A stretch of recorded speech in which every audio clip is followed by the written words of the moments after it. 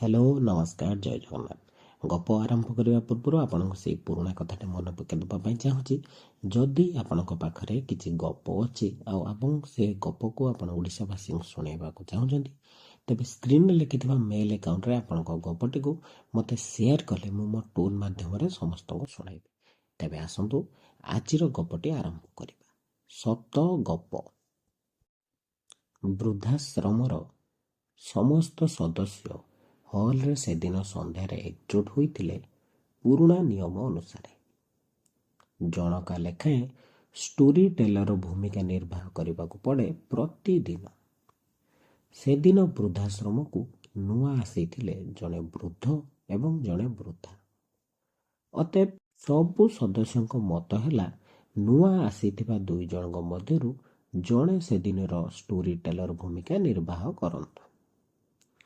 ଆଉ ବୃଦ୍ଧା ଜଣକ ଯେହେତୁ ସେଦିନ ପଛର ଆସିଥିଲେ, ତେଣୁ ଷ୍ଟୋରି ଟେଲର ହିସାବରେ ବଚା ହେଲେ ନୂଆ ଆସିଥିବା ବୃଦ୍ଧ ଜଣକ। ଟିକିଏ ଥତମତ ହୋଇଥିଲେ ବୃଦ୍ଧ। ନାତି ନାତୁଣୀକୁ ଜେଜେ କିମ୍ବା ଜେଜେମାନେ ଯେମିତି ଗପ କହନ୍ତି, ସେଇ ଅନୁସାରେ ଆପଣ ଗପ କୁହନ୍ତୁ, ଏପରି ଜଣେ ସଦସ୍ୟ ତାଙ୍କୁ କହିଲେ। ଶେଷକୁ ବୃଦ୍ଧ ଆରମ୍ଭ କଲେ ଗପ। ସେଦିନ ଘର ବାରଣ୍ଡାରେ ବସି ବୃଦ୍ଧ ଜଣେ ଖୁଁ ଖୁଁ ହୋଇ କାଶୁଥିଲେ। ବାପାକୁ ବାପା ସମ୍ବୋଧନ କରିବାକୁ ପଛାଉଥିବା ପୁଅ କହିଲା, କଫ ଜମିଛି ବୁଢ଼ା ଛାତିରେ, ଆମକୁ ହନ୍ତସନ୍ତ କରୁଛି ଯାହା। ବୋହୂ କହିଲା, ବୁଢ଼ାକୁ ଟିବି ହୋଇଗଲାଣି, ମୋ ପିଲାଙ୍କୁ ସେ ରୋଗ ଡେଇଁଯିବ କେତେବେଳେ, ଏ ବୁଢ଼ା ନ ମରି ବଞ୍ଚି ରହିଛି କାହିଁକି କେଜାଣି। ବୃଦ୍ଧ ଏସବୁ ଶୁଣି ଗୁଣୁ ଗୁଣୁ ହେଉଥିଲେ। ଏବେ ପୁଅ ବୋଉ ଦୁହେଁ ରୋଗ ଡେଇଁବ ବୋଲି ନାତି ନାତୁଣୀକୁ ତାଙ୍କ ପାଖକୁ ଛାଡ଼ୁନାହାନ୍ତି। ଅଥଚ ଛୋଟବେଳେ ଏଇ ପୁଅ ଦେହ ଖରାପ ହେଲେ ଛାତିରେ ଜାକି 5 କିଲୋମିଟର ଦୂର ଡାକ୍ତରଖାନାକୁ ନେଇ ଯାଉଥିଲା ସେ। ଏଇଆ ତାର ପ୍ରତିଦାନ। କେତେ କଷ୍ଟ କରି ପିଲାଙ୍କୁ ପଢ଼େଇଥିଲେ, ନିଜେ ଭୋକ ଉପାସରେ ରହି ସେମାନଙ୍କୁ ଖୁଆଇଥିଲେ, ନିଜେ ଭଲ ନ ପିନ୍ଧି ପୁଅ ଦୁହିଁଙ୍କୁ ନୂଆ ପୋଷାକ ଦେଇଥିଲେ। ସେଇ ପିଲାଙ୍କ ଭବିଷ୍ୟତ ପାଇଁ ଉଭୟ ବାପା ମା ନିଜର ସୁଖ ସ୍ୱାଚ୍ଛନ୍ଦ୍ୟକୁ ଅଣଦେଖା କରି ଆସିଥିଲେ। ସେଥିପାଇଁ ବୃଦ୍ଧ ସନ୍ତାପିତ ହେଉଥିଲେ। ବଡ଼ ପୁଅର ପଢ଼ାପଢ଼ି ପାଇଁ ପତ୍ନୀଙ୍କ କଥା ଶୁଣି ତାଙ୍କ ହାତରୁ ବାହୁଟି 2 ପଟ ବିକ୍ରି କରି ଦେଇଥିଲେ। ଯେଉଁ ବାହୁଟିକୁ ସେ ତାଙ୍କ ପୁଅ ଜନ୍ମ ବେଳକୁ ପିତୃତ୍ୱ ଲାଭ ଖୁସିରେ ପତ୍ନୀଙ୍କୁ ଉପହାର ଦେଇଥିଲେ। ପୁଣି ସାନ ପୁଅର ବ୍ୟବସାୟ ପାଇଁ ପତ୍ନୀଙ୍କ ଠାରୁ କାନ ଫୁଲ 2 ପଟ ନେଇ ବିକ୍ରି କଲାବେଳେ ତାଙ୍କ ଛାତିଟା ଯେମିତି ଫାଟି ହୋଇ ଯାଉଥିଲା। ପୁଅ ଦୁହିଁଙ୍କ ଦେହ ଖରାପରେ କେତେ ଦିଅଁ ଦେବତାଙ୍କୁ ପତ୍ନୀ ମାନସିକ କଲାବେଳେ ଟାଣ ଟୁଣା ରୋଜଗାର ଭିତରେ ବୃଦ୍ଧ ପୂରଣ କରିବାକୁ ବହୁତ ଚେଷ୍ଟା କରୁଥିଲେ। ବୃଦ୍ଧଙ୍କର ଚଷମା ଥରେ ନାତି ନାତୁଣୀ ମଧ୍ୟରୁ କେହି ଭାଙ୍ଗି ଦେଇଥିଲେ ଯେ ପୁଅ ବୋହୂ ଉଲ୍ଟା ଜିନିଷ ନିଜେ ଯତ୍ନ ନ ନେଇ ପାରିବାର ଦୋଷରେ ଆଉ ସେ ଚଷମା ଆଜି ଯାଏ ସଜାଡ଼ି ଦେଇପାରିଲେ ନାହିଁ। ବୃଦ୍ଧ ବିଭିନ୍ନ ଜାଗାରେ ଠୋକର ଖାଇ ଖାଇ ଶେଷରେ ବିନା ଚଷମାର ଚଳିବାର ଆଦତ କରିନେଲେ। ବଳି ପଡ଼ିଥିବା ଖାଦ୍ୟ ପରଦିନ ବୃଦ୍ଧଙ୍କୁ ପରସି ଦିଆଯାଏ। ଯେଉଁଦିନ ପୁଅ ବୋହୂଙ୍କର କେଉଁଠି ଭୋଜି ଖାଇବାର ଯିବାର ଥାଏ ଅବା କେଉଁଦିନ ହୋଟେଲରେ ଖାଇବାକୁ ଗଲେ ବୃଦ୍ଧଙ୍କୁ ସେଦିନ ଉପବାସ କିମ୍ବା ବାସି ପାଉଁରୁଟିରେ ପେଟ ଭରିବାକୁ ପଡ଼ିଥାଏ। ଏମିତି ଜୀବନ ନିର୍ବାହ କରି କରି ବୃଦ୍ଧ ବହୁ ଦୁର୍ବଳ ହୋଇ ପଡ଼ିଲେ। ପୁଅ ବୋହୂଙ୍କର ରୀତିମତ ଚେତାବନୀ, ଗାଳି ଇତ୍ୟାଦିକୁ ବୃଦ୍ଧ ଜଣଙ୍କ ଦେହ ମନରେ ମାରି ଚାଲିଥିଲେ।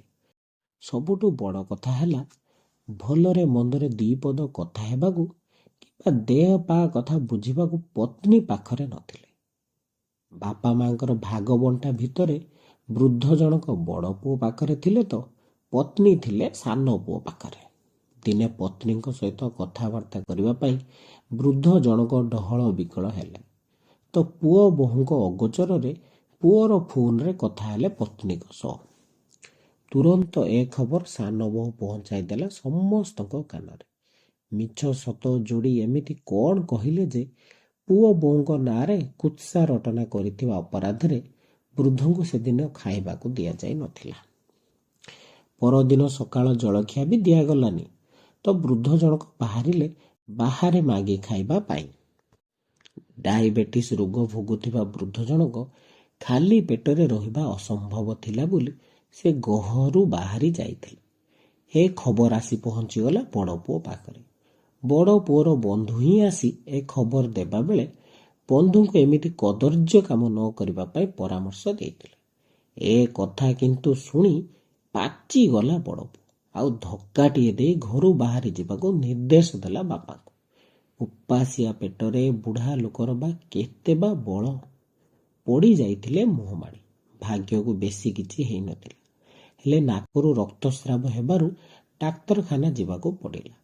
ଡାକ୍ତରଖାନାରେ ଔଷଧ କିଣିବାକୁ ପଇସା କିଛି ପଡ଼ିବାରୁ ସେଥିରେ ମଧ୍ୟ ଉତ୍କ୍ଷିପ୍ତ ହୋଇ ପଡ଼ିଲା ବୋହୂ। ଆଉ କିଛି ସହିବାକୁ ବାକି ନଥିଲା ବୃଦ୍ଧଙ୍କର। ତ ଘର ଛାଡ଼ି ଯିବାକୁ ନିଷ୍ପତ୍ତି ନେଲେ ଏବଂ ବୃଦ୍ଧାଶ୍ରମର ଅନ୍ୱେଷଣରେ ବାହାରି ପଡ଼ିଲେ। ଏତିକି କହି ବୃଦ୍ଧ ଗପ କହିବାରୁ ଅବ୍ୟାହତି ନେଲେ। ବୃଦ୍ଧାଶ୍ରମର ସମସ୍ତ ସଦସ୍ୟ ଏପରି ଅନୁଭୂତି ସହିତ ଅଳ୍ପ ବହୁତ ଜଡ଼ିତ ବୋଲି ସେମାନଙ୍କର ପ୍ରତିକ୍ରିୟା ସାମାନ୍ୟ ଥିଲା। ହେଲେ ଯେଉଁ ଜଣଙ୍କ ଆଖିରୁ ଲୁହ ବୋହି ଯାଉଥିଲା ସେ ହେଲେ ସେଦିନ ବୃଦ୍ଧାଶ୍ରମରେ ପହଞ୍ଚିଥିବା ସେଇ ବୃଦ୍ଧା ଜଣକ। ବୃଦ୍ଧାଶ୍ରମରେ ରହୁଥିବା ପ୍ରାୟ ପ୍ରତ୍ୟେକ ସଦସ୍ୟମାନେ ଏମିତି କିଛି ଅନୁଭବ ନେଇ ବୃଦ୍ଧାଶ୍ରମକୁ ଆଦରି ନେଇଛନ୍ତି ବୋଲି ସମସ୍ତେ ସ୍ମୃତିଚାରଣା କରି ବୃଦ୍ଧା ଜଣକୁ ଆଶ୍ୱାସନା ଦେଲେ। ସଦସ୍ୟମାନେ ସମସ୍ତେ ସେଦିନ ଶୋଇବାକୁ ଗଲା ପରେ ସେଦିନର ନବାଗତ ବୃଦ୍ଧା ଗଳ୍ପ କହୁଥିବା ବୃଦ୍ଧାଙ୍କୁ ପଚାରିଲେ, ତୁମେ ସାନ ବୋଉ ଫୋନରେ ମୋ ସହିତ କଥା ହେବାକୁ ସାହସ କେମିତି କରିପାରିଲ? ମୁଁ ଫୋନ କରିନଥିଲି ଆଗ। ଏ ବୃଦ୍ଧାଶ୍ରମର ପରିଚାଳକ ମୋର ବନ୍ଧୁ। ତାଙ୍କୁ ମୁଁ ମୋର ଦୁଃଖ ସବୁ କିଛି କହିଲି।